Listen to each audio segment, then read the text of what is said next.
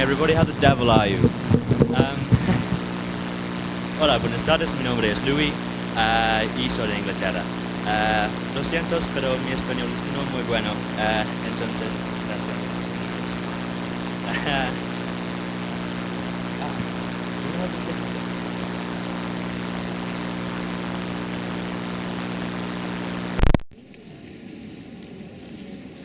Okay.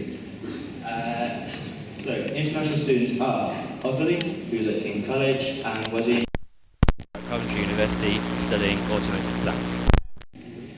Right, okay. Some people are confused about what makes up the UK. A lot of people in the UK don't actually know themselves. So, these are the British Isles. It's made up of Southern Ireland and the United Kingdom. If we take away Southern Ireland, we have Britain and Northern Ireland. Take away Northern Ireland, Britain is made up of England, Wales, Scotland, and the Isle of Man. Simple. Okay, so then we have the Union flag, or the Union Jack, if it's flown over water, is made up of St George's Cross of England, St Andrew's Cross of Scotland, a little bit of white from Bannockcumru to Wales because they came in later on, and the cross from Northern Ireland. Okay, I'm from Nottingham, not from London. We had like an interesting incident. We went on the giant project to La Ceja, and there was a guy at the time asking us where he came from, and I said, from Inglaterra. He said, London, London, London. And I was like, no, Nottingham. London, London, London. See, London. So, yeah, I'm from Nottingham. It's like the 6th largest city or something like that. It's in the middle there. Probably most famous for Robin Hood. Trivial fact, we also have the 2 closest football grounds in England, Nottingham Forest and Notts County, divided just by the river, and the cricket ground there as well. My team, Nottingham Forest, used to be good. We won 2 European Championships, but that was 20 years ago, so. Okay, Britain's kind of famous for having really crap weather, really. This summer has been the 4th wettest on record, and we've had lots of flooding in the north of England, so it's even better that I'm here in Medellin at the minute.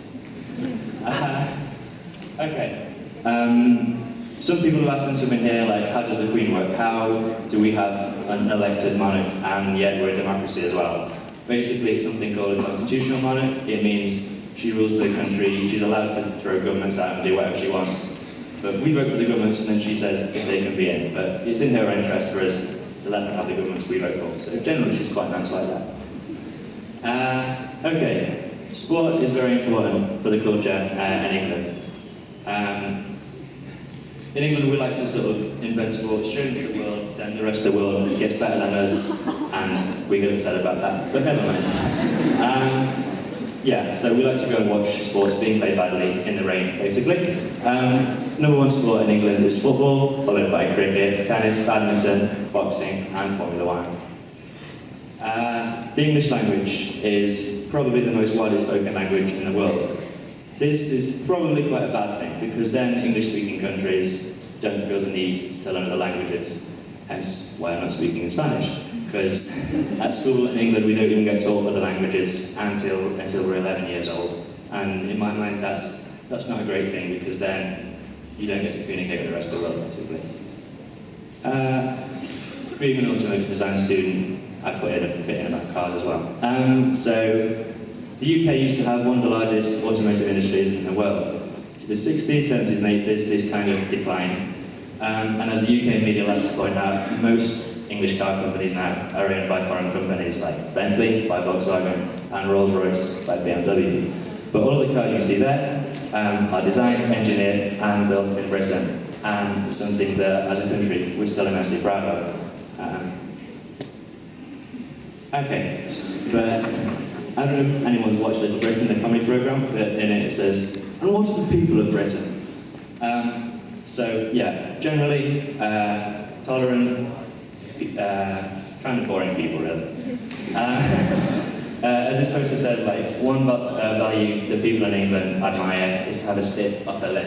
That means, like, this was a poster that was essentially designed during World War II, but was never released. It was found in a barn about 2 years ago, and people liked it because of the sentiment about it. Basically, you keep calm, you keep your head down, and you work no matter what's going on, really. So yeah, another quality of English people is we tend to be quite critical and depressed, and yeah, we tend to be quite pessimistic. But a few events over this past year have started to make people more optimistic. For example, the royal wedding of Prince William and Kate Middleton and her delightful sister, Pippa Middleton. The Queen's 60th Jubilee, 60 years since Queen Elizabeth came to the throne. They had a massive party for it. They had 1,000 boats sailing down the River Thames to celebrate that, and a massive concert in front of Buckingham Palace as well. And also the Olympics just gone past. When the Olympics first came out, being English and being from Britain, everyone was like, it'll never work, it'll be a failure, it'll be the worst Olympics ever. We were critical of the logo when it came out and everything, but this year we started to get happier. Like, it's the best Olympics record that Team GB Britain has ever had. To put it in perspective, in 1996 we had 1 medal, and this year we've had 29, so very happy about that. It's like a changing culture thing in Britain this year. You're trying to point out what you want. So yeah, Olympics and Paralympic Games this year. So generally there's a culture in England growing where people are more optimistic and looking at the bright side of things, and that's something that I've seen incredibly strongly here in Colombia, and I think that's something that we can learn from definitely.